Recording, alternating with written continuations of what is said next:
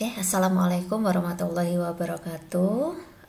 Alhamdulillahirabbil alamin. Kita masuk di kuliah kedua.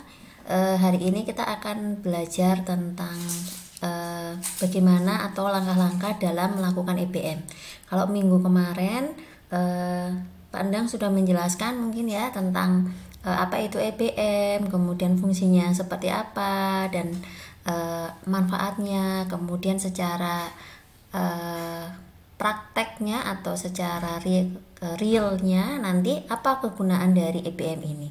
Nah, di sini nanti kita akan belajar ya langkah-langkah dalam menyusun atau melakukan EBM. Nah, ini sekedar pengantar juga. Ini kemarin saya rasa juga sudah disampaikan oleh Pak Endang ya. Jadi EBM ini adalah suatu langkah yang penting dilakukan oleh praktisi. Nah, praktisi di sini ini adalah biasanya dokter gitu ya.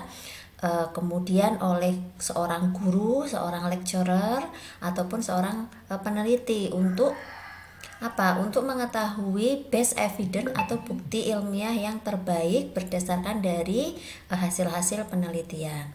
Nah, kalau di sini kemarin juga sudah disampaikan ya, EBM ini adalah konsensius, eksplisit, dan judisius yang digunakan untuk mencari evidence yang paling baik dalam mencapai keputusan. Nah, mencapai atau membuat keputusan ini nanti kaitannya adalah kalau dalam praktek klinis memang EBM ini fungsinya adalah untuk membuat keputusan yang nanti berhubungan dengan pasien. Apakah obat ini akan diberikan atau tidak?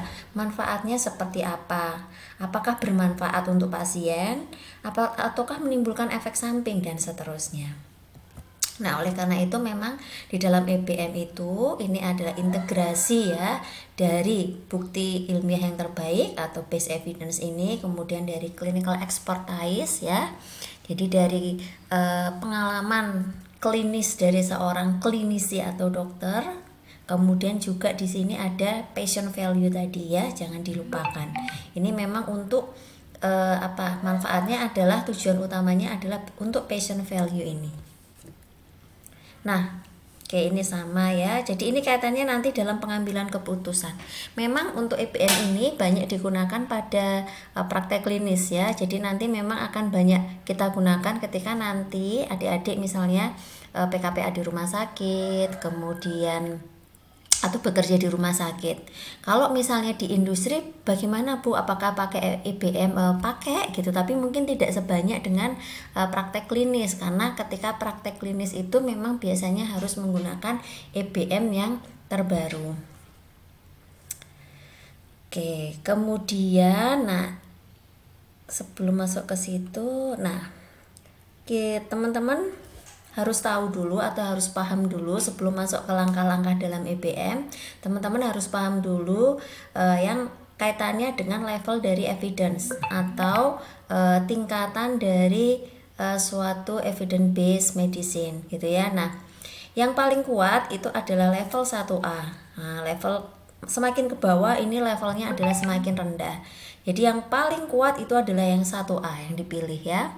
1B berarti pilihan nomor 2 dan seterusnya. Nah, yang 1A ini yang apa? Yang 1A ini adalah suatu penelitian dengan desain systematic review atau meta-analisa dari randomized control trial ya. Ingat ya. Kalau lupa nanti bisa dibuka-buka lagi materi tentang pharmacoepic ya. Nah, materi tentang pharmacoepic ini tentang penelitian ya, desain penelitian. Randomized control trial itu yang seperti apa? Eksperimental kah atau non eksperimental? Nanti silahkan bisa dibuka lagi. Nah, systematic review ini berarti penulis ini membuat suatu review dari penelitian atau dari artikel-artikel yang dia menggunakan metode randomized control trial, kemudian dia review secara sistematis. Kenapa kok secara sistematis? Karena memang ada protokolnya ya. Jadi ketika dalam membuat systematic review maka akan ada protokol-protokol atau langkah-langkah yang harus dilakukan. Jadi langkahnya itu step by stepnya itu jelas. Jadi ada protokolnya. Misalnya yang pertama adalah protokol menentukan kriteria inklusi dan eksklusi, menentukan sampel populasi dan seterusnya, itu ada semua di dalam protokol. Kemudian juga ada analisis bias dan seterusnya ya. Kemudian ini nanti beda ya systematic review dengan narrative review ya. Nanti narrative review itu kalau atau yang biasa misalnya beberapa mungkin kakak tingkat Anda itu melakukan narrative review, review dari beberapa artikel gitu ya untuk skripsi mereka, karena keterbatasan kalau kemarin kan sempat tidak boleh nge-lab, tidak boleh ngambil data ke rumah sakit dan seterusnya, akhirnya membuat narrative review. Ini beda ya. Narrative review dengan systematic review itu berbeda, karena kalau systematic review ini jelas dia sistematis gitu ya. Jadi dia memang ada step-stepnya jelas, kemudian sampai ke ada analisis risiko bias apa enggak dan seterusnya gitu ya. Itu adalah level 1A. Kemudian level 1B ini adalah penelitian-penelitian dengan desain randomized control trial individual. Di sini artinya adalah ya dia hanya satu penelitian tentang randomized control trial, bukan review dari beberapa penelitian randomized control trial gitu ya, maksudnya individual. Itu adalah 1B. Tetapi nanti penelitian-penelitian dengan desain randomized control trial ini yang masuk level 1A ini adalah jika sampelnya itu terpenuhi baik gitu ya. Terpenuhi baik kriterianya berapa? Memang tidak secara implisit itu didefinisikan ya, tetapi kita bisa mengatakan bahwa suatu penelitian randomized control trial itu baik itu jika sampelnya itu adalah di atas 100. Kalau sampelnya di bawah 100 bagaimana Bu? Maka penelitian tadi sampelnya akan kita lihat apakah sedang ataukah kurang ya. Kalau kurang itu biasanya di bawah 30 ya. Jadi nanti akan kita downgrade. Jadi levelnya tidak lagi masuk ke 1B ya. Kalau dia di bawah 100 maka levelnya turun. Akan masuk ke dalam level 2. Nah, level 2-nya tergantung nanti dia jumlah sampelnya berapa, apakah sedang ataukah kurang gitu. Kalau dia nanti levelnya kurang maka akan downgrade lagi. Tapi biasanya untuk randomized control trial memang ya tidak sampai ke level 3 ya, tapi biasanya ya 2C atau 2B gitu ya. Kemudian yang level 2 ini adalah systematic review dari penelitian-penelitian dengan desain cohort. Ya, apa itu cohort? Nanti silahkan Anda baca kembali, buka kembali kuliah tentang farmakoepidemiologi. Kemudian yang 2B ini adalah penelitian cohort tapi yang tunggal ya, bukan systematic review-nya tetapi penelitian-penelitian dengan desain cohort. Sedangkan untuk yang 3A itu adalah systematic review dari case control study, ataupun yang 3B itu adalah individual case control study. Sedangkan level 4 di sini adalah case series, atau bisa juga di sini adalah case report ya. Case report itu juga masuk ke dalam level 4. Dan level yang paling rendah itu adalah expert opinion textbook. Nah, itu adalah level yang paling rendah gitu ya. Jadi kalau misalnya hanya pendapat dari seorang ahli gitu ya, tidak berdasarkan dari penelitian yang terbukti gitu ya, maka dia adalah masuk ke level 5. Artinya apa? Artinya adalah berarti dia rekomendasinya adalah yang paling lemah untuk bisa diambil untuk membuat suatu keputusan. Ingat ya tadi kalau EPM ini kan fungsinya adalah untuk decision making ya, mengambil keputusan. Maka kalau dia levelnya 5 ya dia sangat lemah sekali untuk dijadikan dasar untuk mengambil keputusan gitu. Oke, kemudian Nah, sekarang masuk ke sini. Nah, ini adalah langkah-langkah dalam ketika kita akan melakukan evidence based medicine. Ada 5 langkah ya. Sering dikenal dengan FIRE gitu ya. Nah, yang langkah yang pertama ini adalah memformulasikan pertanyaan klinis atau formulate an answerable question ya. Jadi membuat suatu pertanyaan klinis. Kemudian langkah yang kedua adalah melakukan pencarian informasi. Nah, kalau udah dapat mencari informasi ya, kalau kita udah punya pertanyaan klinis baru kita melakukan pencarian informasi. Kalau udah mencari informasi, kita sudah dapat jurnalnya, dapat evidence-nya ya. kita lihat tadi ya, dia masuk level berapa. Kemudian kita cek validitasnya, penting, bermanfaat, gitu ya. Seberapa penting, seberapa bermanfaat, gitu ya, dan valid, ya, validitas dari jurnal atau artikel yang kita peroleh tadi. Setelah kita melakukan critical appraisal, maka langkah yang selanjutnya adalah kita bisa mengaplikasikannya, ya, mengaplikasikannya kepada pasien kita atau kepada ya pasien kita, gitu ya.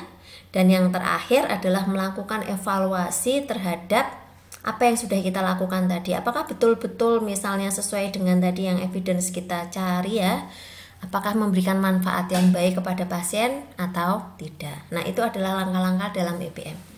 Nanti kita akan banyak, ya, untuk kuliah kita sebelum mid semester, nanti kita akan banyak membahas atau belajar tentang memformulasikan pertanyaan klinis dan melakukan searching informasi, ya. Jadi step 1 dan step 2. Sedangkan nanti step 3 ini nanti adalah dengan Pak Akrom, nanti akan banyak dibahas dengan situ, ya. Jadi ada biostatistik, validitasnya bagaimana cara mengukur, manfaatnya seperti apa, dan seterusnya. Nah, itu nanti dengan Pak Akrom. Jadi nanti kita akan banyak belajar perhitungan-perhitungan dan seterusnya. Oke, ini adalah langkah-langkah dalam EBM. Nah, kita akan mulai nanti belajar ke langkah yang pertama. Nah, yang sebelum kita masuk ke langkah yang pertama, maka teman-teman di sini harus tahu dulu apa itu pertanyaan klinis, gitu ya.